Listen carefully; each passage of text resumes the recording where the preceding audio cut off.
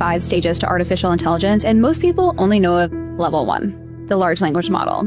This is ChatGPT, Gemini, Claude. You ask, it answers. Most people think this is AI, but in reality, this is just the foundation. The next stage is where things get interesting. This is where you can give AI a job. Not answer this question, but go do this thing for me. This is agentic AI, and this is where we are right now. But now imagine that it's not one agent, but 20. One researches, one writes, another publishes. They delegate to each other, and there's no human involved at all. Infrastructure for this technology is being laid right now. Then there's the big one, AGI, or Artificial General Intelligence. This is essentially what everyone's racing to achieve. But the fascinating part is that experts can't even agree on whether or not we have already reached it. This is when AI can match or exceed human cognition. It can reason like a scientist, create like an artist, strategize like a CEO, but not because it was trained to do so, because it learned it on its own. And the final stage is super intelligence, the AI that surpasses human intelligence. It doesn't need our help. It doesn't need our input. It solves problems that we have spent centuries stuck on, disease, energy, physics that we can't even comprehend yet.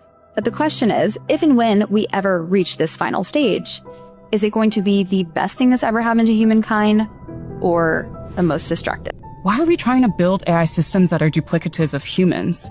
We're kind of having this conversation right now where we've just taken the premise of this industry as a good thing. Like, they said that we should be building AGI, so we say that we should be building AGI. But I would like to ask, like, why are we doing that?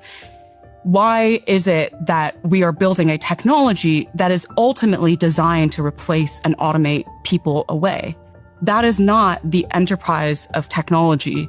Like, we should be building technology, and the purpose of technology throughout history has been to improve human flourishing, not to replace people.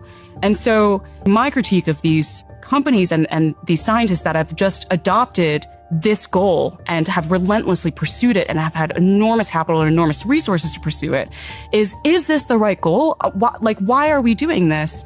Why can't we just build AI systems that do things like accelerate drug discovery and improve people's healthcare outcomes, which are systems that have nothing to do with the statistical engines that they're trying to build to duplicate the human brain? Why do you think they're doing it? I think it's because they're driven by an imperial agenda. And that is why I call these companies empires of AI. I just came from an AI conference out west, and holy cow, they said to me that what we're going to see in the next 6 months outstrips what we've seen in the last 10 years because the rate of change is on a hockey stick and heading up. And I got to say, I'm pretty up to date on this stuff, and it blew my mind on some of the stuff I was seeing. In terms of what? What did you see? Well, there was one company that is selling autonomous coding for enterprises to big businesses, and their revenue is up 100-fold in the last 12 months. So if that continues, it's going to eat a lot of the tech budgets from major corporates that used to go to humans.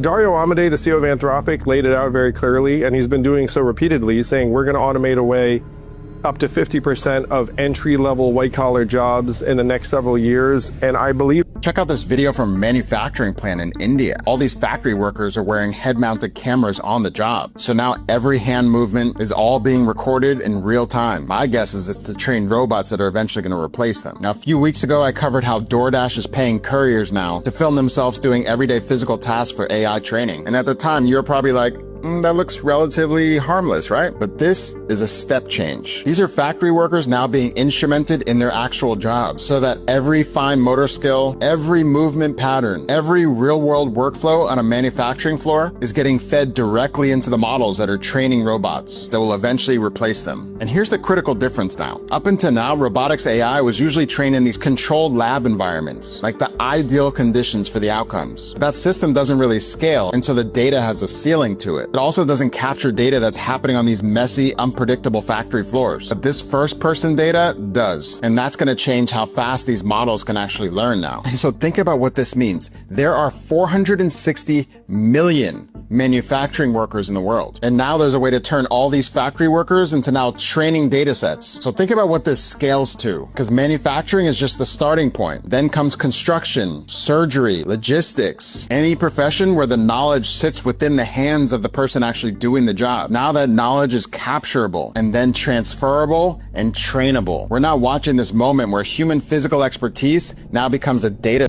So Meta just fired 1,100 people who exposed what they were doing with the Ray-Ban footage on 6 days' notice. Quick context, if you purchased Meta smart glasses, the footage you recorded, everything you saw around you got sent to a contractor in Kenya called Sama. 1,100 workers doing 10-hour shifts, sitting there labeling what was on your camera so Meta's AI models could get better. Back in February, Swedish journalists started investigating this matter, and the workers told them what they were actually watching. People having intimacy, people in bathrooms, naked, kids, credit card numbers, you name it. And last month, Meta cut their entire contract. This week, the Kenyan company Sama just announced that they're firing all 1,100 of those people. Some of them said that they'd already been forced to sit on their desks doing nothing for weeks while security tied it around them after the reports started coming out.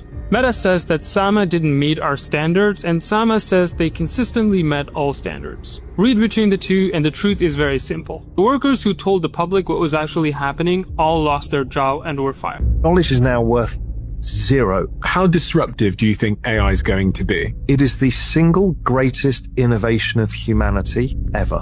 The only thing that comes close is probably the splitting of the atom. This is so big. Everything we've talked about is based on scarcity of knowledge. Why do lawyers get paid a lot? Scarcity of knowledge. So either scarcity of knowledge, scarcity of capital, those two things. What you've created is infinite knowledge. Knowledge is now worth zero. Not people that can't see it yet, but it's going to be worth zero. This is like water. It's going to break the entire economic model for good and for bad. It's going to change our understanding of how society functions and what humans do. It's going to change our understanding of what humans are and will be. There is a scientist who figured out how to inject a computer into a living brain through a syringe. The thing Elon Musk has been spending billions trying to build, this man solved it at Harvard over a decade ago. And right now, he's building it for China. His name is Charles Leiber, Harvard professor, chair of the entire chemistry department, the most cited nanoscientist alive. This man spent 20 years solving one problem. How do you put electronics inside a brain without the brain rejecting them? And he cracked it. He built circuits so thin, so flexible, that you load them into a syringe like medicine. You inject them into the brain. They unfold on their own, wrap around individual neurons, and the brain doesn't even know that they're there. It treats them like its own tissue. That's the breakthrough every brain-computer company on Earth is still chasing. And Leiber solved it at Harvard a decade ago. But in January 2020, FBI agents walked into his home and arrested him. Not for the research, for lying about payments that he'd taken from China. Harvard stripped his title, convicted, the lab, the funding, the team, all of it, gone. For 4 years, nobody had heard from him. Then, last April, he showed up in Shenzhen.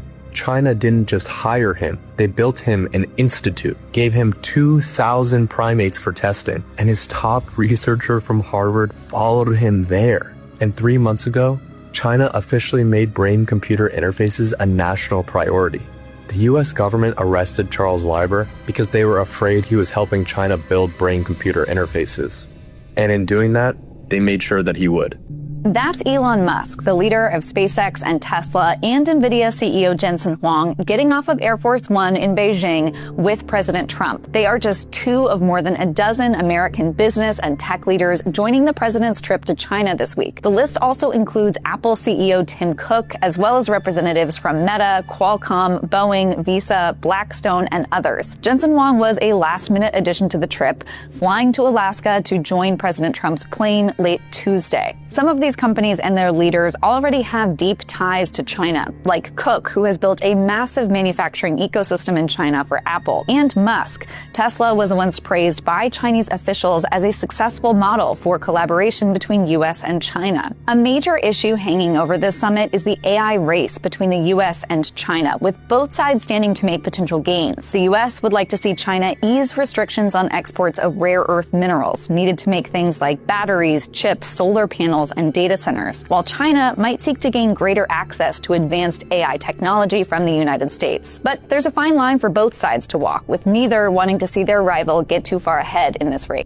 Have you received your Trump phone yet? 600,000 people paid $100 deposits for a Trump phone, which would be $60 million. And now the company says there's no guarantee the phone will even exist. And today we're here to introduce Trump Mobile. Announced in 2025 with a $500 gold Android phone called the T1. It was marketed as the patriotic alternative to Apple and Samsung, made in America. Oddly enough, that slogan quietly disappeared from the website within days because it wasn't going to be made in America.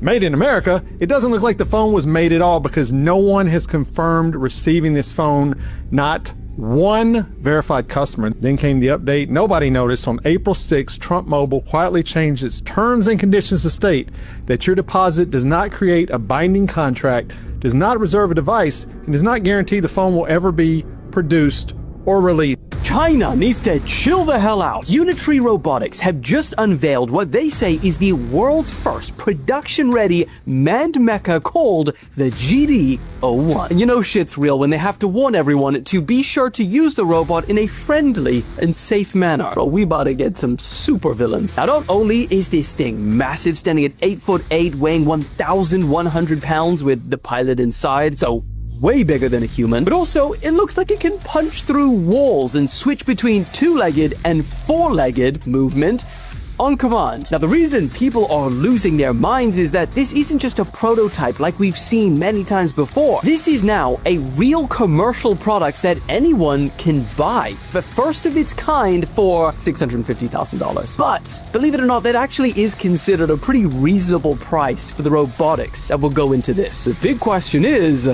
the worst case AI scenario the White House has actually warned about seems to already be a reality because Google researchers say they have uncovered the first ever zero-day attack built by artificial intelligence.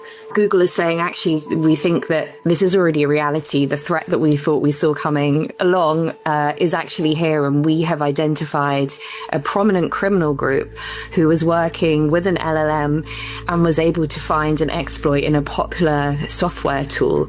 Luckily, Google kind of foiled it ahead of time and let the software developer know, so they've issued a patch. But it just shows that the things we've been talking about and we've been concerned about in terms of AI and security are a reality now. Google's been very clear that it isn't, they don't believe it's Mythos. They don't believe it's Gemini, which is its own LLM. However, they're keeping the name of the LLM they believe was used under wraps. They're saying to protect their sources because they have kind of intelligence which suggests who's using what. And frustratingly, we're not also going to hear about the software that was developed or the criminal group that they've been tracking either. So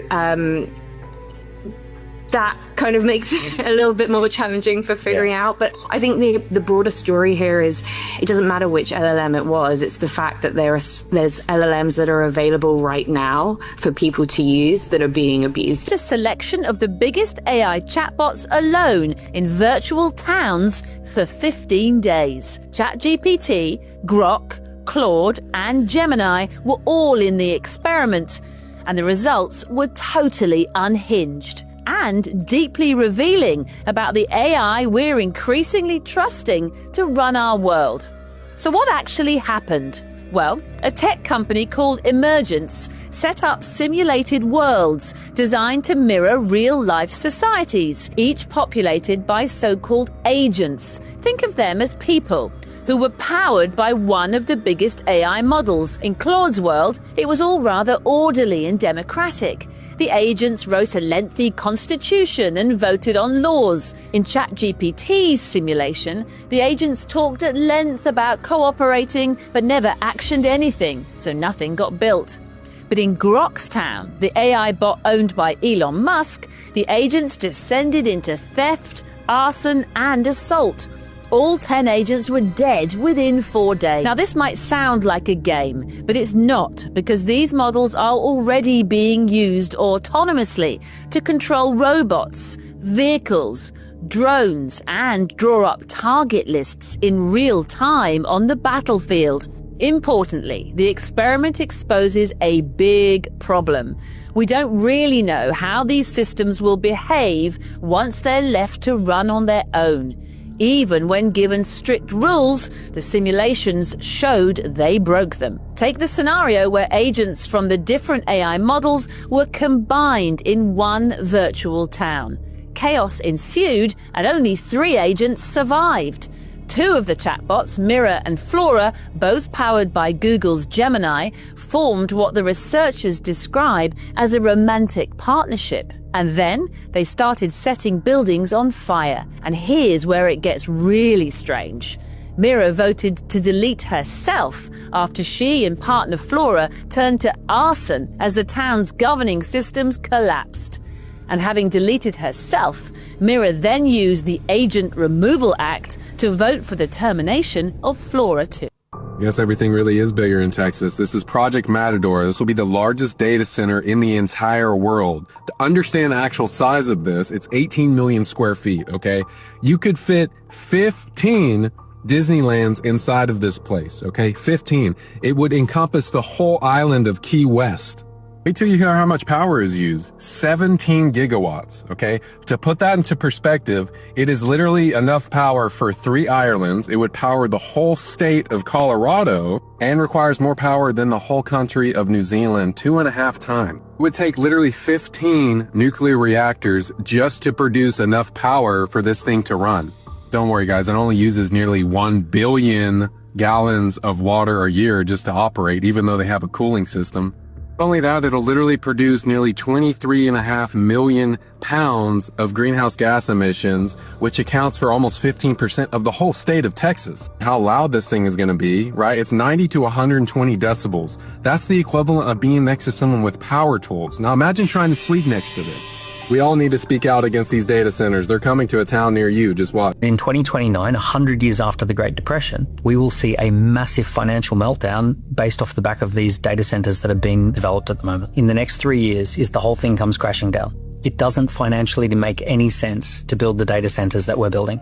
But you're not saying that AI is going to disappear. The technology itself is remarkable, but the financial model just makes no sense whatsoever at the moment. In fact, there's a pattern.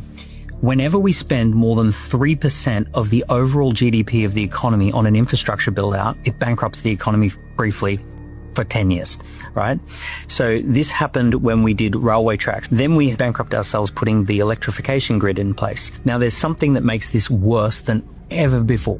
And that is that when we built train tracks, they lasted for 100 years. When we built roads, they lasted 50 plus years. The telecommunications, fiber optics, 30 years. Data centers last 3 to 4 years before they need to be replaced. So we are building something that has a 3 to 4 year life cycle that costs hundreds of billions, and it has to be replaced every few years.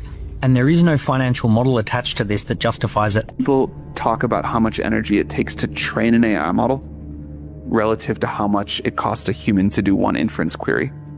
But it also takes a lot of energy to train a human. It takes like 20 years of life and all of the food you eat during that time before you get smart. And not only that, it took like the very widespread evolution of the 100 billion people that have ever lived and learned not to get eaten by predators and learned how to like figure out science and whatever to produce you. And then you took whatever you took. So the fair comparison is if you ask ChatGPT a question, how much energy does it take once its model is trained to answer that question versus a human? And probably AI has already caught up on an energy efficiency basis measured that way.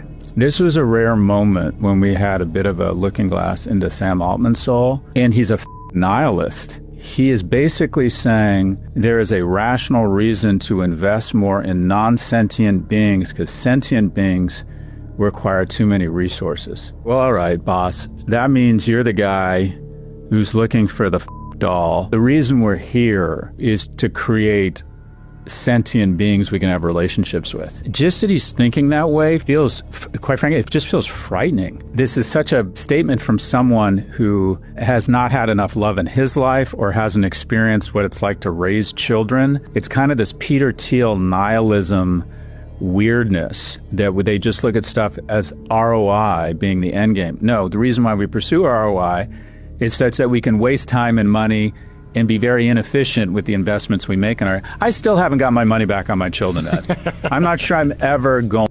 So most of us paying attention that this is pretty much a losing battle with these AI data centers, but we have to fight anyway. You saw what happened in Box Elder County, right? Hundreds of people showed up to protest against it, but the Box Elder County commissioners just did what they were going to do anyway without public input. We're supposed to be a representative form of government, right? But look what happened in New Jersey. A South Jersey town has banned data centers after residents pushed back for months over fears that artificial intelligence facility could open up in their community. And this is pretty awesome. They canceled it! Say what? They canceled it!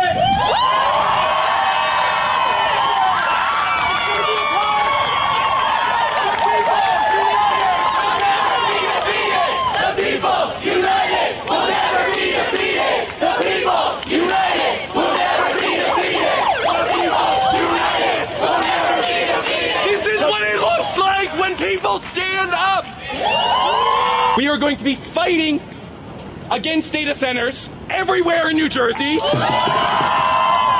We're here today because there's a proposed data center popping up here in New Brunswick. There are hundreds of concerned residents showing up. People are fired up. They do not want big tech in their community. No! No! No!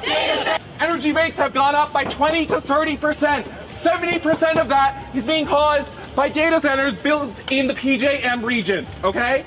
Water bills, right? New Brunswick residents know water bills doubled in 2025 to handle the infrastructure. It's gonna go up another $10 on water and sewer this year. So this project is gonna raise bills for your energy and for your water. Yes, they are going to choose another little town to destroy, and AI is coming whether we like it or not, but I love to see the wins. Awesome New Jersey. Oxford in the United Kingdom will be the first ever official World Economic Forum 15-minute city. And this is no freaking joke, dude. Look at this, what it says here. Oxford permit area. Residents living in the Oxford permit area can apply for a free permit that gives you 100-day passes per car per calendar year. Households can apply for a maximum of 3 cars. So they're already making travel restrictions ahead of the global energy crisis, which is around the corner. The zones have been drawn up, roads closed off, barriers installed, and AI driver surveillance cameras are up. Residents have already been asked to apply for permits to leave their zone. This is Hunger Games, this is The Matrix, this is the beginning also of Terminator with all the crazy AI and robotic stuff they have coming around the corner. This is absolutely wild, and everyone needs to say no. I'm sorry that, yes, we were not born in a time where the whole world is just willy-nilly, fun, happy, sunshine and roses. There is a nefarious plot upon us all. And this is every single country, by the way. There is not a country in this known realm that is secretly actually against the Illuminati, and they're not poisoning their citizens and trying to control them with AI. This year, the Met Gala, like every other event that lacks integrity, will have Jeff Bezos and his tacky gold digger of a wife be honorary co-chairs of the event. Not because of their high sense of fashion or their lifelong dedication to craftsmanship, but because they bought their spot for around $10 million. The Met Gala was already a circus filled with World Economic Forum compliant, out-of-touch elitists, which to this day, I still can't understand why people care. So now, you have people like Meryl Streep, who got an invitation, boycotting the event, and people love it. But it's important to read between the lines, because as much as people are rooting for her, she's still part of the same Harvey Weinstein-loving, Epstein flight logs showing list of parasites that are here to deceive and confuse us. They want to get a reaction from us. They want to create 2 camps. They want to keep us distracted and frustrated with these meaningless things while other members of the club are trafficking, bombing innocent countries and blackmailing politicians. It's theater, and Bezos plays his part perfectly. Files have officially been released, and it may not be what you were hoping for just yet. The Trump administration just released the first batch of declassified UAP files. 162 documents, photos, and videos from the FBI, the Pentagon, NASA, and the State Department are now publicly available at war.gov/UFO. The Pentagon confirmed no redactions were made to any information about the nature of existence or any UAP encounter. The site has already crashed from traffic, and Trump posted on Truth Social today telling the American people to decide for themselves what the hell is going on. I'm still going through it, but the early material is not jaw-dropping. Small objects, distant shots, infrared signatures, some repeated content that's been out before. Where are the Phoenix Lights reports, the Area 51 files, the big events that happened like Roswell that we've all been waiting decades to see documented? Nothing like that yet, but I want to be careful because this is the first batch. Pentagon has committed to rolling releases every few weeks. Is it going to move the needle? Ask me again in a few weeks when more comes out, but in my opinion, transparency has begun